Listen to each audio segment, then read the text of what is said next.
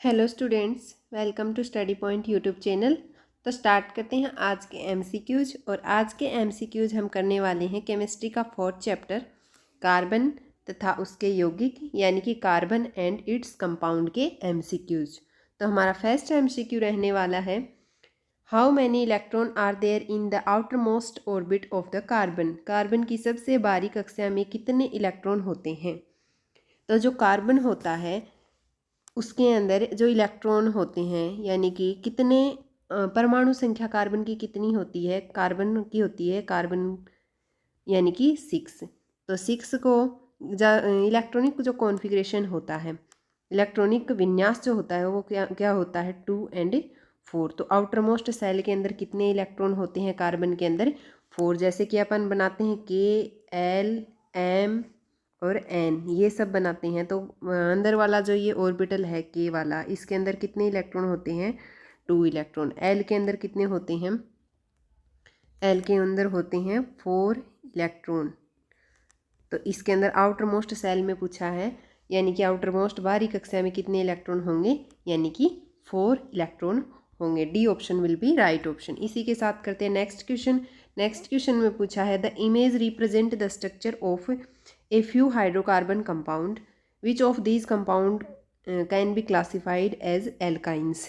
इसके अंदर पूछा है कि कौन से कंपाउंड हैं जो कौन से यौगिक हैं जो एल्काइन को क्लासिफाई करते हैं यानी कि एल्काइन की स्ट्रक्चर शो करते हैं। तो एल्काइन की स्ट्रक्चर के अंदर क्या होते हैं, उसको उसमें याद रखने वाली बात यह है कि एल्काइन के अंदर कितने बॉन्ड होते हैं। तो उसके अंदर होते हैं ट्रिपल बॉन्ड प्रेजेंट होते हैं यानी कि ट्रिपल बॉन्ड। तो ट्रिपल बॉन्ड कौन कौन से कंपाउंड में प्रेजेंट है। फर्स्ट जो ये ऑप्शन दे रखा है इसके अंदर दे रखा है CH ट्रिपल बॉन्ड CH, तो यानी कि ये होगा।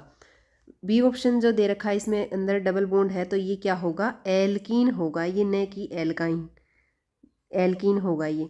तो ये भी नहीं होगा। ये जो है इसके अंदर सभी क्या है, सिंगल बॉन्ड है, तो ये क्या होगा, एल्केन। और जो थर्ड है इसके अंदर ट्रिपल बॉन्ड प्रेजेंट है, तो ये क्या हो जाएगा हमारा, एल्काइन, एल्काइंस। तो इसमें कौन सा ऑप्शन सही हो जाएगा, option A and D will be right option. इसी का मतलब है इसमें C ऑप्शन जो होगा वो कौन सा होगा, both A and D are true. तो कौन से ऑप्शन सही होंगे इसमें, A एंड D यानी कि C option will be right option. इसी के साथ करते हैं नेक्स्ट क्वेश्चन। नेक्स्ट क्वेश्चन में पूछा है, which of the following is not considered as a crystalline allotrope of carbon. निम्न में से किसे कार्बन का क्रिस्टलीय अपरूप नहीं माना जाता है। तो फर्स्ट ऑप्शन दिया है कोल यानी कि कोयला, सेकंड ऑप्शन दिया है डायमंड यानी कि हीरा, थर्ड ऑप्शन दिया है ग्रेफाइट, फोर्थ ऑप्शन दिया है फुलरीन। तो जो क्रिस्टलाइन एलोट्रोप होते हैं कार्बन के क्रिस्टलीय अपरूप, वो कौन से होते हैं, वो होते हैं डायमंड, ग्रेफाइट एंड फुलरीन। तो इसमें किसको नहीं माना जाता कार्बन का अपरूप, इसको नहीं माना जाता, कोयला यानी कि कोल को नहीं माना जाता। तो कौन सा ऑप्शन सही हो जाएगा, option A will be right option. इसमें याद रखने वाली बात ये भी है कि जो ग्रेफाइट होता है वो क्या होता है, हीट का गुड कंडक्टर होता है ग्रेफाइट, क्योंकि इसके अंदर क्या होते हैं, मुक्त इलेक्ट्रॉन प्रेजेंट होते हैं यानी कि फ्री इलेक्ट्रॉन प्रेजेंट होने की वजह से ये इलेक्ट्रिसिटी कंडक्ट करता है। इलेक्ट्रिसिटी बोले तो विद्युत प्रवाह करने की प्रवृत्ति इसके अंदर होती है। जो डायमंड होता है ये क्या होता है, हार्डेस्ट सब्सटेंस होता है यानी कि कठोरतम पदार्थ होता है डायमंड। और जो फुलरीन होता है इसकी डिस्कवरी किसने की थी, बकमिस्टर फुलर ने। ये कैसा होता है, ये बोलनुमा स्ट्रक्चर के अंदर प्रेजेंट होता है। तो इसके अंदर पूछा है क्रिस्टलाइन अपरूप कौन सा नहीं है, तो कोल नहीं है यानी कि कोयला नहीं है। तो कौन सा ऑप्शन सही होगा, option A will be right option. इसी के साथ करते हैं नेक्स्ट क्वेश्चन। नेक्स्ट क्वेश्चन में पूछा है, which of the following is the molecular formula of cyclobutane. निम्न में से कौन सा साइक्लोब्यूटेन का आणविक सूत्र है। तो साइक्लोब्यूटेन यानी कि साइक्लो जहाँ पर भी वर्ड लग जाता है, हिंदी में भी साइक्लो को साइक्लो ही बोलते हैं और ब्यूटेन को भी ब्यूटेन ही बोलते हैं। तो जब भी साइक्लो लग जाता है तो यानी कि वो कैसी स्ट्रक्चर है, वो एक बंद स्ट्रक्चर है। और साइक्लो लगने के बाद उसके अंदर क्या है, बंद स्ट्रक्चर तो है ही है। उसके अंदर कितने कार्बन दिए हैं, ब्यूटेन। ब्यूटेन कितने पे आता है, मतलब उसके अंदर कितने कार्बन हैं, 4, यानी कि 4 कार्बन की एक क्लोज स्ट्रक्चर है। तो उसको कैसे शो करते हैं, ऐसे। अब कार्बन की वैलेंसी यानी कि संयोजकता कितनी होती है, 4। तो इसमें कितने हाइड्रोजन और लग जाएंगे, यानी कि एक हाइड्रोजन यहाँ पे, एक यहाँ पे, एक यहाँ पर, एक यहाँ पर, यहाँ पर और यहाँ पर, सभी कार्बन दो दो हाइड्रोजन को दो दो हाइड्रोजन से बॉन्ड बनाएंगे। दूसरी बात, ब्यूटेन है यानी कि एल्केन है, सैचुरेटेड है, एक होती है संतृप्त, एक होती है असंतृप्त। सैचुरेटेड है यानी कि सभी बॉन्ड क्या होंगे, इसमें सिंगल बॉन्ड होंगे, यानी कि सिंगल बॉन्ड, जैसे कि ये डबल बॉन्ड नहीं होंगे इनके बीच में, ये होंगे सिंगल बॉन्ड, एक कलबंद होंगे ये। ठीक है, तो सी इसका जो फॉर्मूला है, आणविक सूत्र है, वो क्या हो जाएगा, C4 और H कितने हो गए, 1 2 3 4 5 6 7 8, तो C4H8 will be right option. इसमें कौन सा है, C will be right option. इसी के साथ करते हैं नेक्स्ट क्वेश्चन, और नेक्स्ट क्वेश्चन में पूछा है a carbon compound contain 2 atoms of carbon which name should be the carbon compound bear. एक कार्बनिक यौगिक में कार्बन के 2 परमाणु होते हैं, कार्बन यौगिक का कौन सा नाम होना चाहिए। ये कहा है कि कार्बन के अंदर कितने परमाणु हैं कार्बन के, यानी कि 2 कार्बन के परमाणु हैं। तो जो 2 कार्बन के परमाणु हैं यही बताया है, तो कार्बन का यौगिक का नाम क्या होगा, तो ब्यूटेन दे रखा है फर्स्ट। तो ब्यूटेन में कार्बन कितने कार्बन होते हैं, ब्यूटेन में होते हैं 4 कार्बन। इथेन में कितने कार्बन होते हैं, इथेन में होते हैं 2 कार्बन। मीथेन में कितने कार्बन होते हैं 1। प्रोपेन में कितने होते हैं 3 कार्बन। तो 2 कार्बन का 2 परमाणु होते हैं जिसके अंदर कार्बन के, तो उसका नाम क्या होगा, उसका नाम होगा इथेन, यानी कि C2H6 जो होता है, ये होता है इसका फॉर्मूला, यानी कि CH3 ये क्या होती है, हमारी इथेन। इसी के साथ करते हैं नेक्स्ट क्वेश्चन, और नेक्स्ट क्वेश्चन में पूछा है methane, ethane and propane are said to a homologous series because all are. Methane, ethane और प्रोपेन को एक समजात श्रृंखला बनाने के लिए कहा जाता है क्योंकि ये सभी हैं।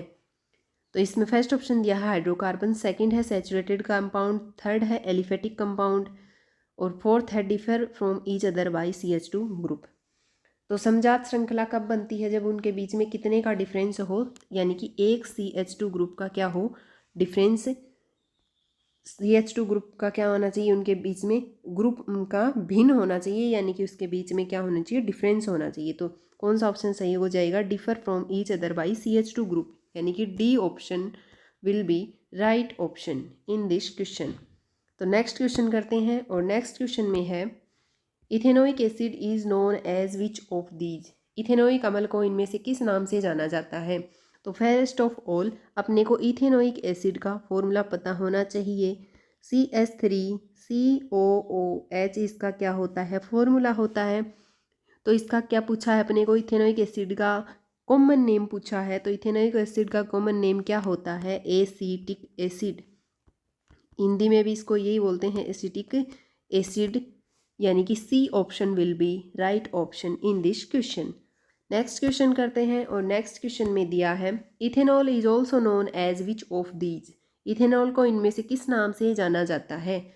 तो इथेनॉल का सबसे पहले अपने को पता होना चाहिए फॉर्मूला, और फॉर्मूला होता है इथेनॉल का CH3CH2OH। ये किसका फॉर्मूला होता है, इथेनॉल का।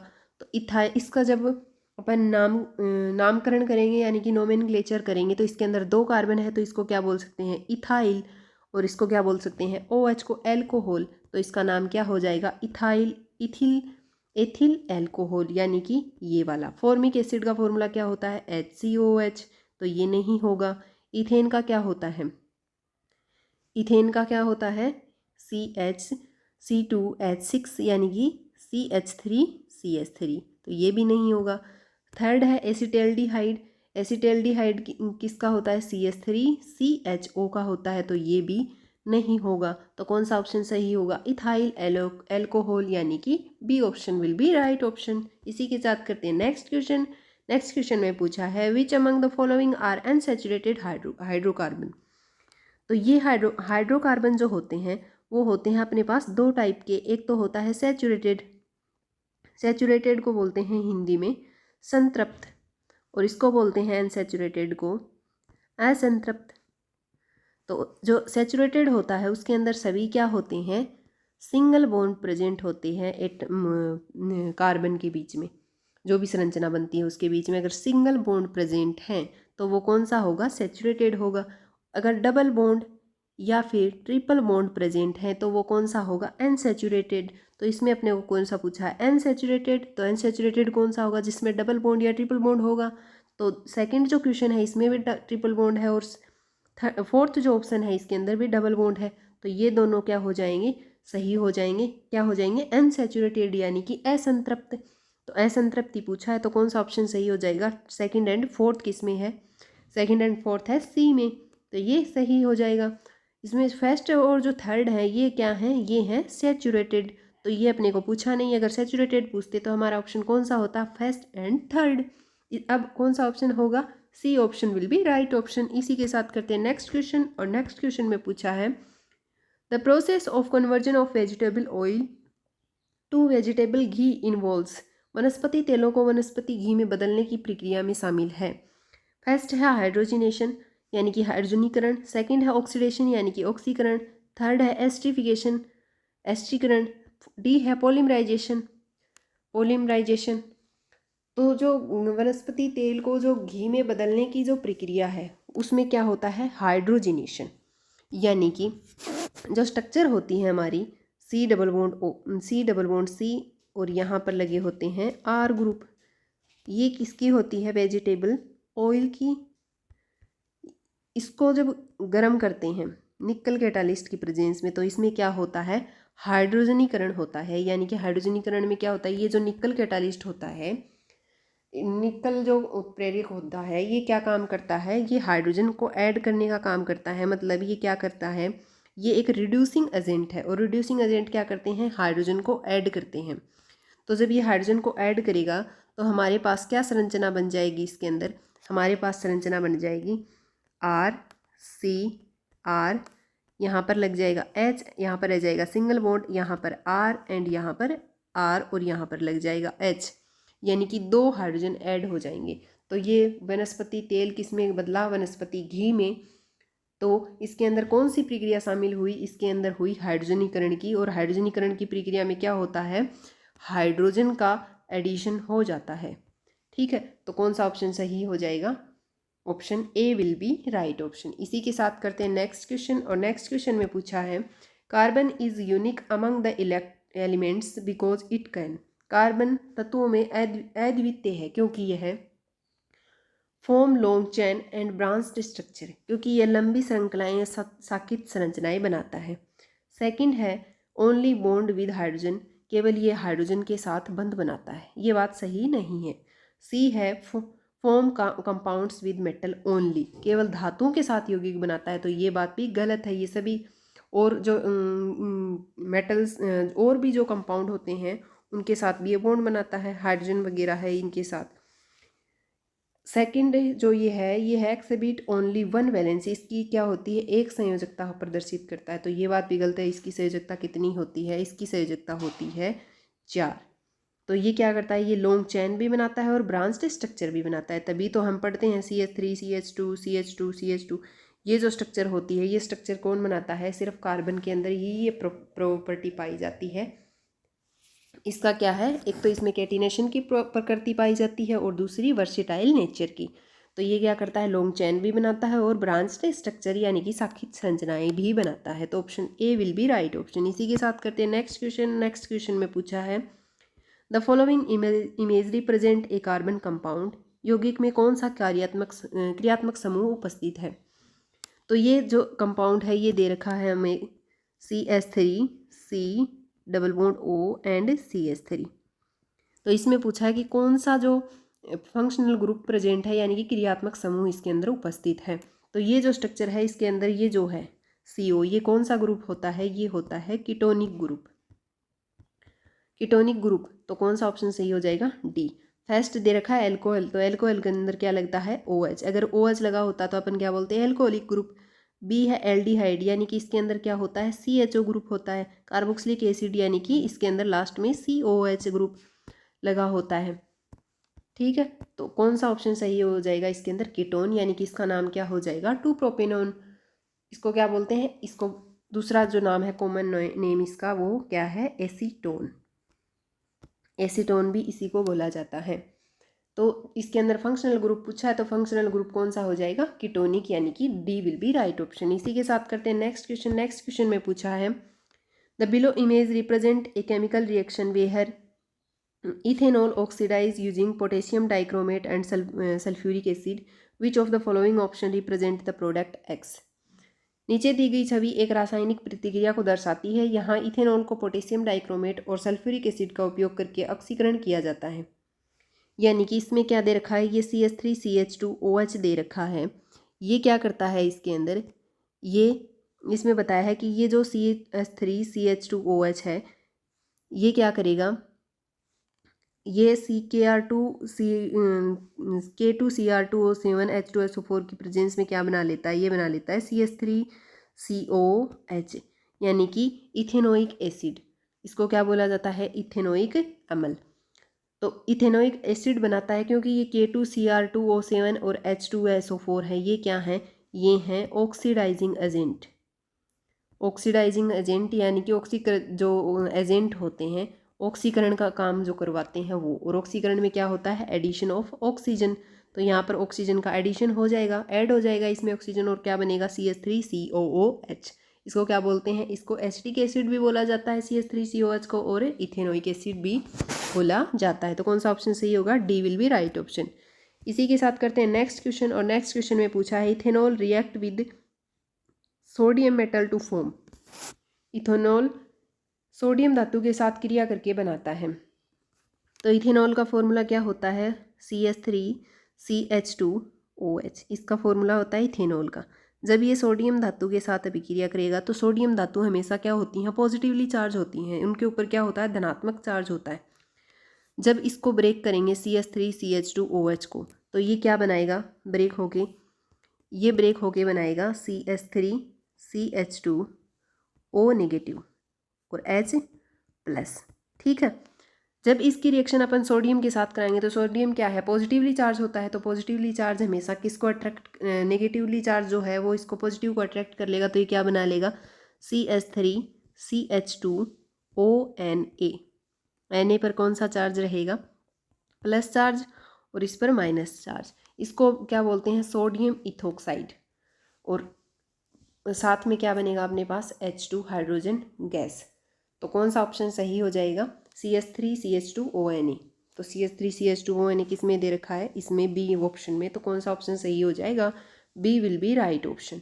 इसी के साथ करते हैं नेक्स्ट क्वेश्चन। और नेक्स्ट क्वेश्चन में पूछा है when ethyl alcohol and acetic acid are mixed the resulting ester has chemical formula.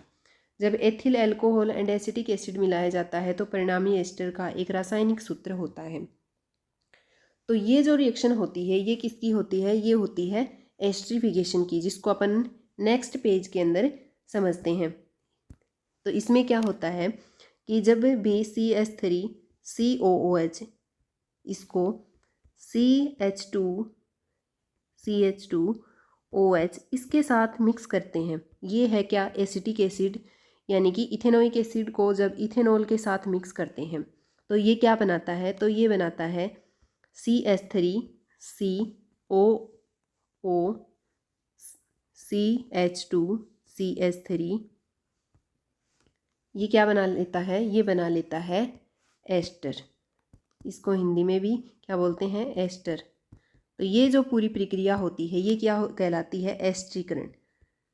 एस्ट्रीकरण या फिर एस्ट्रीफिकेशन, क्योंकि इसके अंदर क्या होता है, एसिड जो होता है, अम्ल जो होता है वो एल्कोहल के साथ अभिक्रिया करके क्या बना लेता है, एस्टर का निर्माण कर लेता है। और एस्टर के निर्माण की वजह से इसको क्या कहा जाता है, एस्ट्रीफिकेशन। और इसमें ये जो होता है ये क्या बनता है, एस्टर जो होता है ये क्या बनता है, प्रोडक्ट बनता है। लेकिन जब क्या होता है, जब सपोनिफिकेशन की जो एक और प्रोसेस है इसके अंदर, सपोनिफिकेशन की, तो उसमें क्या होता है वो भी समझ लेते हैं यहाँ पर। सपोनिफिकेशन उसमें क्या होता है, जब भी अपन क्या करते हैं, एस्ट्रिफिकेशन जो अपना ये एस्टर बना था CH3COOCH2CH3, जब भी ये NaOH के साथ यानी कि बेस के साथ रिएक्ट करता है तो इसमें क्या बन जाता है, इसमें वापस से CH3COONA प्लस CH3CH2OH तो ये क्या बना लेता है वापस sodium, sodium salt of carboxylic acid, carboxylic acid के सोडियम सॉल्ट बना लेता है, प्लस में क्या बना लेता है, इथेनॉल बना लेता है। तो ये जो प्रोसेस होती है इसको क्या बोला जाता है, इसको बोला जाता है सपोनिफिकेशन। सपोनिफिकेशन ये एक अलग से टॉपिक था आप लोगों के, तो उसके अंदर दे रखा है सपोनिफिकेशन, तो ये भी हमने पढ़ लिया है। इसके अंदर एक और चीज़ है, इसके अंदर दे रखे हैं आप लोगों के फंक्शनल ग्रुप, तो वो फंक्शनल ग्रुप भी देख लेते हैं एक बार। तो फंक्शनल ग्रुप में क्या क्या दे रखा है तुम लोगों के, तो फंक्शनल ग्रुप में दे रखा है हमारे पास एक दे रखा है OH ग्रुप, एक दे रखा है CHO ग्रुप, एक दे रखा है COOH ग्रुप एंड और दे रखे हैं क्लोरीन और ब्रोमीन, एक दे रखा है कीटोनिक ग्रुप। तो इसमें क्या होता है, इसमें अपन जो भी स्ट्रक्चर अपने को दे रखी होती है उसमें क्या लगाते हैं, लास्ट के अंदर ओल लगाते हैं। इसमें लगाते हैं CHO, अगर लास्ट में लगा हुआ तो उसके लिए लास्ट में क्या लगाएंगे अपन, एल लगाएंगे। COH में क्या लगाते हैं, ओइक लगाते हैं, जबकि क्लोरीन और ब्रोमीन में क्या लगाते हैं, क्लोरो और ब्रोमो। ये IUPAC नेम के अंदर है तुम्हारे। और ये जो ग्रुप है ये कौन सा ग्रुप है, कीटोनिक ग्रुप है। ये कौन सा ग्रुप है, एल्कोहलिक ग्रुप है। ये वाला एल्कोहलिक ग्रुप है, ये एल्डिहाइडिक ग्रुप है। ये कौन सा ग्रुप है, कार्बोक्सिलिक एसिड वाला ग्रुप है। ये हेलोजन ग्रुप है, हेलोजन समूह बोल सकते हैं इनको, क्लोरो ब्रोमो। और ये कौन सा ग्रुप है, कीटोनिक ग्रुप है, CO वाला। तो इसमें लास्ट में हमारा जो क्वेश्चन था उसमें आंसर कौन सा हो जाएगा, CH3COO C2H5, यानी कि A option will be right option. आज का सेशन यहीं तक था, मिलते हैं कल एक नेक्स्ट चैप्टर के साथ। तब तक के लिए bye and thank you for watching.